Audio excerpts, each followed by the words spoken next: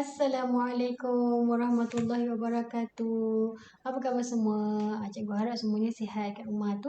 Jumpa lagi kita dalam sesi pembelajaran Pendidikan Islam tahun 5. Okay, pada hari ini kita akan belajar tentang tajuk Jawi, bidang Jawi dalam tajuk Seni Khat Warisan Bangsa.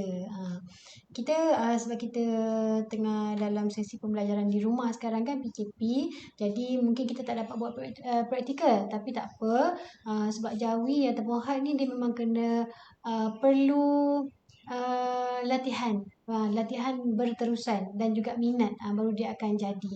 Tapi hari ni kita akan belajar secara teori dulu. InsyaAllah selepas ni bila kita dah naik sesi pembelajaran sekolah nanti, kita akan buat praktikal pula ya. Okay, kalau yang belajar dekat rumah tu, kita akan menggunakan buku teks Pendidikan Islam tahun 5. Dia ada di muka surat 58. Saya harap semua dah bersedia dengan buku teks ya, dan juga buku tulis serta alat tulis. Sebelum kita mulakan pelajaran pada hari ini, kita baca dulu doa belajar bersama-sama. Bismillahirrahmanirrahim. Alhamdulillahirrabbilalamin. Ar-Rahmanirrahim. Maliki yaumiddin. Iyyaka na'budu wa iyyaka nasta'in.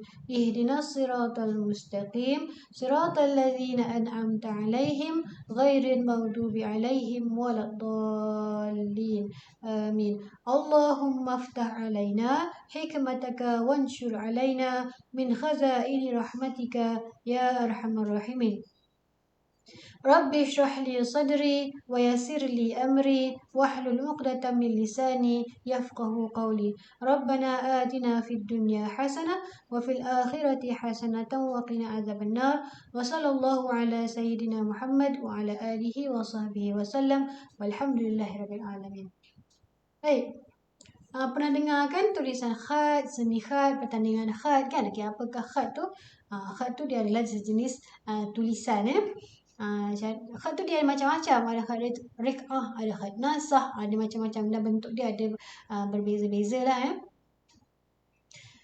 Jadi hari ni kita akan belajar tentang seni khat warisan bangsa. Salah satu jenis khat yang kita akan belajar pada hari ini ialah khat nasah. Khat nasah ni tulisan yang biasa kita gunakan, dan dia mudah dibaca, dan biasanya dia digunakan untuk penulisan buku dan juga Al-Quran sebab senang nak baca. Dia kalau khat rek'ah, bentuk dia berbeza sikit, dia bentuk dia pendek-pendek.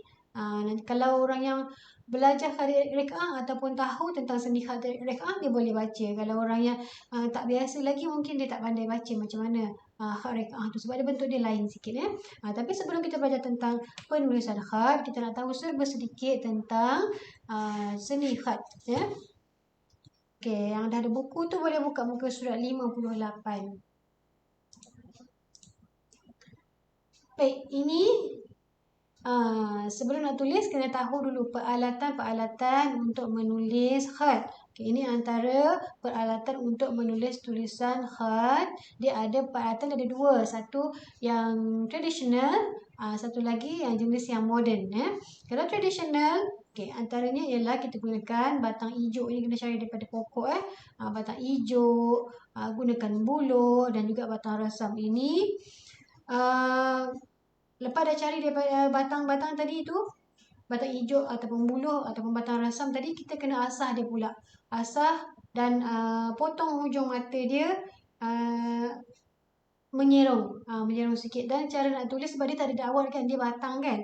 Jadi bila kita nak tulis tu, kita kena celup dengan dakwat lah. Tu kalau guna cara tradisional. Ini pula alatan moden. Biasa kita gunakan pen. Biasa kalau kamu tengok dekat sekolah, cikgu-cikgu dia ada gunakan pen yang hujung mata dia serong kan. Itu untuk tulis tulisan khat lah. Okay, yang kedua, pen kaligrafi. Ni mungkin pernah tengok juga dekat kedai. Biasa kalau pen ni dia warna putih, dia ada tulis kat situ khat ataupun kaligrafi. Sama juga, mata hujung dia berbentuk serong, dan dia ada jenis yang mata dia ada yang jenis halus, ada jenis mata sederhana, ada mata dia jenis besar. Pen tadi pun sama, ada jenis mata dia halus, ada jenis mata dia besar, macam tu lah. Tapi hujung dia serong. Dan yang ketiga, pensel khat. Pensel khat ni boleh guna pensel yang biasa ni, pensel 2B kita guna biasa kat sekolah kan, tapi mata dia kita kena asah. Asal guna pisau, ni kena hati-hati lah. Ni kena minta ibu ataupun ayah tolong asah. Biasa ibu ayah dia tahu macam mana nak asah mata pensel tu. Kita kena potong dia, mata dia tu kita nipiskan dan hujung mata dia kita potong serong. Serong sikit ya. Dan ada juga pensel jenis sekarang tu saya tengok dari yang moden punya, dia ada dah pensel macam pensel picit-picit kan. Bisa tekan-tekan tu, itu mata dia memang dah pipih, mata dia dah leper macam tu. Jadi kita tinggal potongkan serong. Okey, sebelum cara menulis tu. Tadi selepas kalau tadi gunakan tadi pensel hard, kalau biasa kat sekolah kan. Sekolah kita gunakan pensel dululah sebab kita baru-baru nak belajar, gunakan pensel tu. Tak ada pensel tekan-tekan tu tak apa, gunakan pensel biasa yang dekat rumah ni. Lepas tu nanti potongkan pensel tu ataupun asahkan batang pensel tu, pipihkan mata pensel tu dan hujung dia potong sikit, gunakan pisau ataupun gunakan gunting yang tajam dia ataupun apa tu macam apa saya nak panggil tu, pelayar ke. Dia ada jenis yang mata dia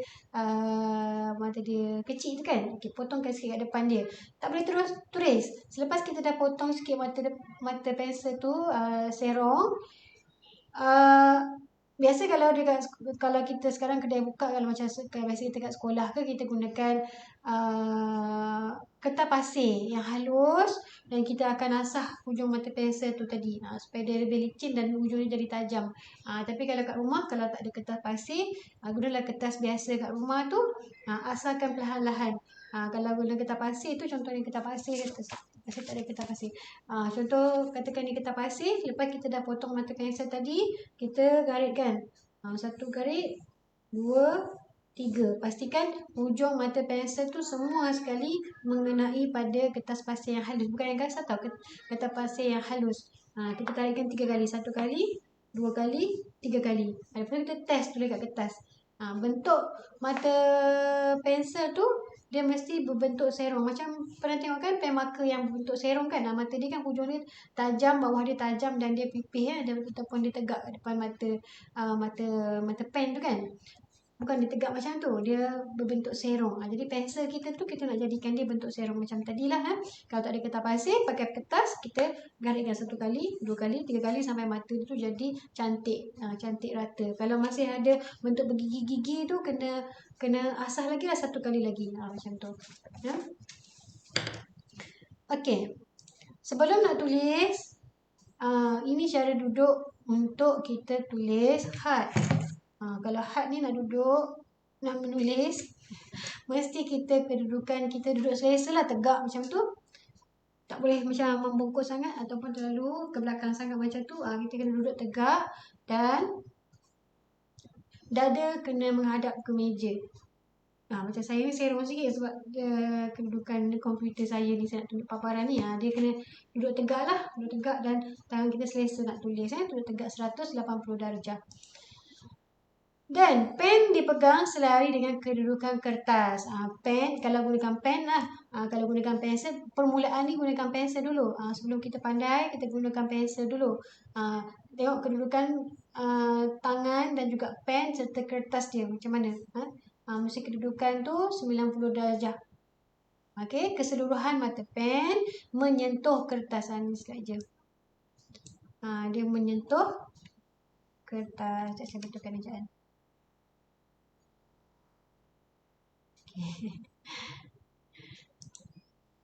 Saya betulkan ejaan dulu. Nanti kan bukan apa cikgu salah eja ni kan. Saya betulkan ni. Ini bukan mencentuh, bukan mensentuh. Ini menyentuh. Betulkan dulu.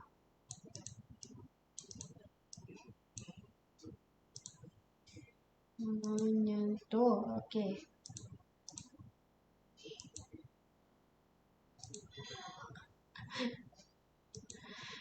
Okey. Keseluruhan mata pensel tadi kena sentuh kertas. Lepas kita dah asah mata pensel tu bentuk serong, kita test dulu dekat kertas. Pastikan hujung mata atas dan hujung mata bawah tu semua kena pada kertas tu. Tak boleh dia tangan kita condong ke atas macam ni atau terlalu ke bawah sangat. Jadi tak semua mata tu kena dekat kertas. Jadi bila nak tulis tu kena test dulu dekat kertas. Kertas yang bukan kertas buku, kertas kosong ya. Pen dipegang dengan kadar 1,5 inci dari awal mata pen ataupun pensel. Kalau kita gunakan pensel atau gunakan pen tadi, kadar dia daripada ujung mata ni sampai ke tangan kita ialah 1,5 inci. Kalau tak tahu, guna pembaris lah. Guna pembaris agak-agak tengok macam mana. 1,5. 1,5. Mana inci? Okay ni. 1. Ukur macam tu. 1,5. Macam tu. 1,5. Kat mana tangan saya nak pegang? Oh, dekat sini. Peganglah kat situ. Macam tu. Biasa kalau kat sekolah, semua tulis tangan dekat dengan mata pensel. Dekat macam tu dengan mata pensel kan. Bila tulis had, tak boleh tulis tangan kita terlalu dekat dengan mata pensel. Dia kena jarak sikit lah. Kena jauh sikit. 1,5 inci. Nanti kamu ukur guna pembaris. Baik. Teknik asas dalam penulisan had nasar. Ini digunakan batang rasam dengan digunakan dakwat. Tadi saya katalah macam sekarang kita tak gunakan dulu. Untuk permulaan jangan gunakan dulu pen. Gunakan pensel dulu yang ada dekat rumah kat rumah. Okey, macam mana cara tulis huruf menegak? Boleh besarkan tak, saya tengok sekejap. Okey, boleh sikit. Okey, tengok macam mana cara tulis huruf menegak. Okey. Nanti bila kita menulis had, tak boleh guna buku tulis yang ada garis tu. Garis satu tu. Kita tak mau guna yang tu. Kita gunakan kertas yang kosong, yang tak ada garis. Nanti dah gunakan kertas yang kosong, baru kita buat garisan. Macam mana nak buat garisan? Nanti video selepas ni kita akan tunjuk macam mana cara nak buat garisan untuk tulis tulisan had tu.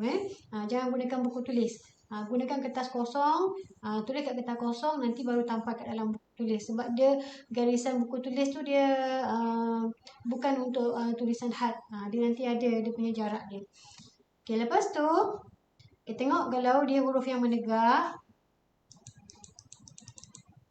Kalau huruf yang menegak, kena tulis penanda ataupun panduan kita. Tengok kalau kat sini dia ada 1, 2, 3, 4, 5, 6, 7. Okey, kemudian kat atas tu, atas berapa titik. Lepas tu ke bawah garisan yang tengah ada berapa titik. Dan bawah lagi ada berapa titik. Atas 2 titik, tengah-tengah ada 1, 2, 3, 3 titik. Dan di bawah 2 titik. Iaitu gunakan tadi mata pensel tadi, kita buat panduan dulu. Atas garisan 2 titik, tengah-tengah 3 titik, dan bawah sekali 2 titik. Itu sebagai panduan berapa jarak untuk kita tulis. Okay, kalau untuk tulisan menegak macam tadilah, kena buat garisan titik-titik tadi. Lepas tu kita nanti saya tunjuk video selepas ni. Lepas tu yang ada garisan menegak contoh macam ni lah. Alif, kaf, tengok kaf. Berapa jarak ataupun berapa kelebaran tapak dia. Macam kaf tadi ada 4 titik. Jadi kita kena buat 4 titik. Betul tak jarak dia? Kalau terlalu pendek tak boleh, atau terlalu panjang pun tak boleh. Dan huruf lam sama juga. Atas ke bawah berapa titik, dan bawah daripada garisan tu jarak antara batang lam dengan dia punya apa tu, kita panggil dia bawah dia tu lah. Yang melengkung tu berapa titik dia jarak dia. Ni ada 3 titik kat sini. Nanti sebab had ni memang kita perlu latihan. Dia tak boleh tiba-tiba satu hari kita dah pandai tulisan had, kecuali kita memang betul-betul berbakat. Jadi kita memang kena buat latihan beberapa kali, nanti baru dapat macam mana seni dia. Seterusnya, kalau huruf yang mendatar macam ba, ta, sa, fa, pa.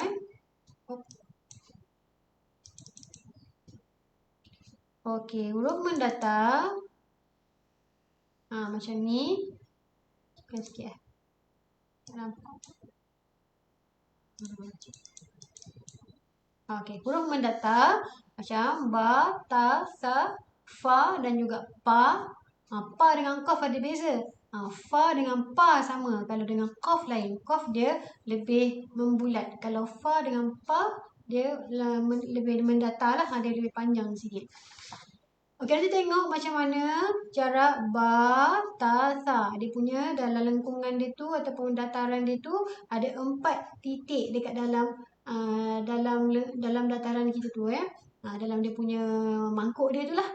Kalau titik kamu tu terlebih, maknanya kena padam balik dan buat semula. Ataupun kalau titik kamu tu kurang daripada 4, maknanya pun salah dekat tulisan kita tu. Mesti kena ada dalam dia, kena ada 4 titik. Baru nanti betul cara tulisan khat tadi. Baik, ini pula huruf yang ketiga, huruf yang melengkung bentuknya. Contohnya huruf nun dan juga nya, qaf dan juga ya. Dia ada bentuk melengkung. Melengkung maksudnya dia lengkung tu di bawah. Tadi huruf yang mendatar di atas garisan kan, di garisan yang ketiga tadi. Yang ini hurufnya lengkungan dia berada di bawah garisan. Nampak tak guys tu ada beza kan? Ba, ta, sa, fa, pa dia ada di atas garisan yang ketiga. Tapi kalau nun, nya, qaf, ya dia ada di bawah garisan. Bawah garisan ya. Okay, macam mana tulis huruf separa bulat pula? Huruf separa bulat macam jim, ha, kha, cha, ain, nga. Rin sama juga kan? Okay, jadi kita tengok atas kepala dia berada di atas garisan dan ada 4 titik untuk atas kepala dia. Di atas kepala dia ada 4 titik. Bawah lengkungan mesti ada cukup 5. Betul tak? 2, 3, 4, 5. Betul. Mesti ada 5. Antara jarak atas kepala dan juga bawah dia, lengkungan dia tu, separa bulat dia tu, mesti ada 5 titik. Lepas kamu tulis tu tengok betul tak 5 titik. Kalau dia terlalu besar, maknanya salah. Kena padam. Ataupun dia terlalu pendek pun tak boleh juga. Begitu juga nanti ambil perhatian pada hujung huruf. Hanya ada lebih dia 1 titik sahaja daripada atas sampai ke bawah. Hujung dia ada lebih 1 titik sahaja. Biasa saya tengok kalau yang lepas-lepas dah sorok sangat buat had kan. Jim dia, ha dia kadang-kadang dia punya bawah tu terlebih. Lebih 2-3 titik. Itu salah Untuk tulisan had nasar ada 1 titik saja. Okey, huruf yang berekor macam mana? Huruf berekor ni contoh huruf ra, zai, waw dan juga va. Okey, ini nanti kamu tengok macam mana lengkungan huruf ra dan juga zai, waw dan juga va. Dia ada jarak dekat situ 3 titik. Tidak terlalu panjang ke bawah ataupun tak terlalu kontot ke tepi macam huruf fa. Kadang-kadang kalau tulis kat buku waw dengan fa ni sama bentuk. Salah Ra dengan zai ataupun waw dengan va mesti lengkungan dia ke bawah. Ekor dia tu mesti ke bawah. Ke bawah garisan. Dia tidak naik ke atas, dia ke bawah. Okey, huruf yang bergigi macam sin dan juga shin. Okey, tengok jarak dia. Setiap satu tu ada 1 titik. Setiap dia punya gigi dia ada 1 titik. Jarak dia ke bawah ialah 2 titik dan jarak rumah dia ataupun lengkungan dia ada 3 titik. Okey, ini kena buat latihan baru kita boleh kenal pasti betul-betul. Nanti bila kita dah biasa tulis, kita akan tahu macam mana jarak huruf. Macam mana jarak huruf, macam mana apa tu anggaran macam berapa titik tu kamu boleh tahu sendiri. Bila dah biasa tulis had kan nanti kita akan tahu sendiri. Sebab tu kalau cikgu-cikgu biasa ustazah kan bila tengok buku cikgu tengok cikgu dah tahu dah cara tulis ni salah. Sebab bentuk tu ada ukuran yang kita kata Baik. Okay. Semula. Okey. Baik, nanti selepas ni kita akan praktikkan macam mana cara tulis huruf jawi ataupun huruf had nasah huruf tunggal. Lepas dah dapat sikit dia punya cara seni tulis had huruf tunggal, cuba tulis perkataan yang pendek-pendek ni. Okay, ini ada dekat muka surat 61 Mula-mula tulis yang ni dulu, yang pendek-pendek ni. Muka surat 61 ni dia dekat sebelah atas tu. Mana? Kat sebelah atas ni. Lepas buat huruf tunggal tadi, baru buat yang ni dulu. Dah dapat seni huruf tunggal, agak dah betul. Sama macam dalam video yang saya tunjukkan sekejap lagi. Baru buat yang huruf yang pendek-pendek ni. Salah. Baru buat huruf yang pendek-pendek ni. Okey. Buat ha.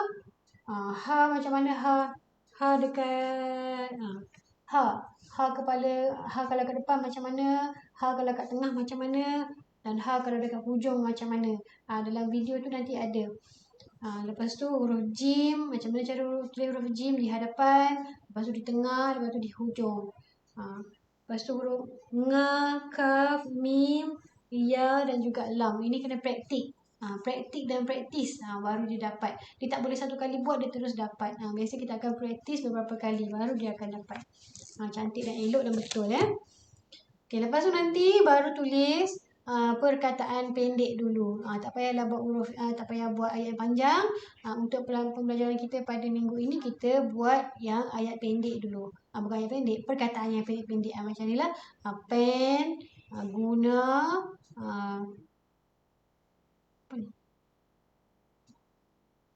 pekerti. Pekerti. Okey. Tiba-tiba tak pandai je. Pekerti. Okey, bahasa Duri, Salim. Okey, ini mungkin nanti baru kamu perasan.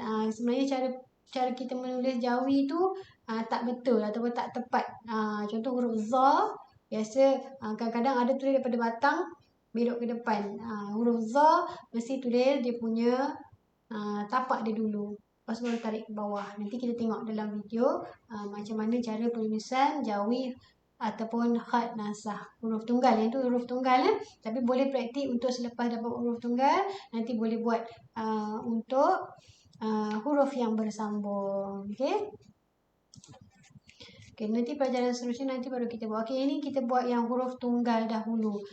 Latihan yang kamu kena buat ialah ini buat huruf tunggal dan huruf bersambung di bawah menggunakan kaedah had nasah. Okey, ini buat huruf tunggal dulu. Latihan ada dekat muka surat 64. Tulis huruf tunggal dan huruf bersambung di bawah menggunakan kaedah had nasah. Huruf ini kalau dapat buat dalam kertas kosong, buat garisan, lepas tu nanti baru tuliskan huruf tunggalnya. Ikut dalam buku ni. Okey. Yang soalan nombor 2 tak perlu, buat nombor 1 dulu. Okey, dia nombor 1 tu dia ada 2 tu. Pertama huruf tunggal. Yang ni fa, pa, waw, alif, sin, alif. Okey, ni huruf tunggal dia.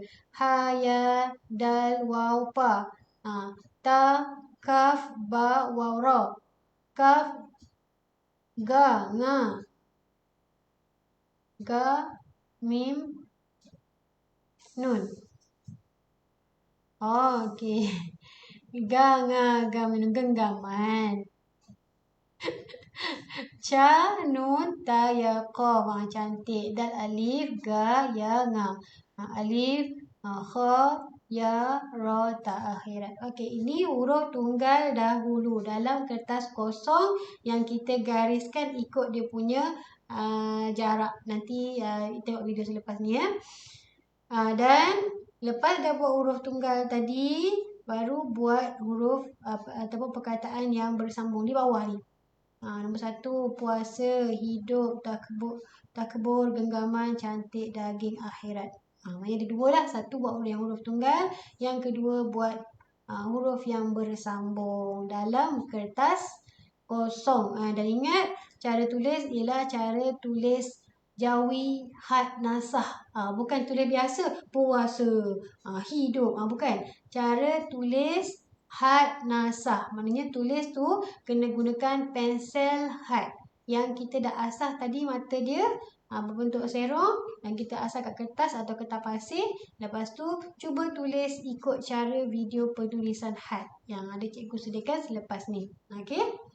Itu saja pelajaran untuk hari ini. Nanti boleh tonton video macam mana cara seni penulisan had nasah, huruf tunggal dan huruf bersambung ya.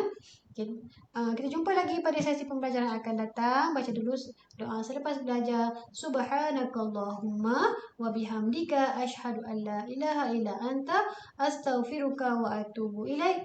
Wa sallallahu ala sayyidina Muhammad wa ala alihi wa sahbihi wasallam. Walhamdulillahirabbil alamin. Jumpa lagi semua. Assalamualaikum warahmatullahi wabarakatuh.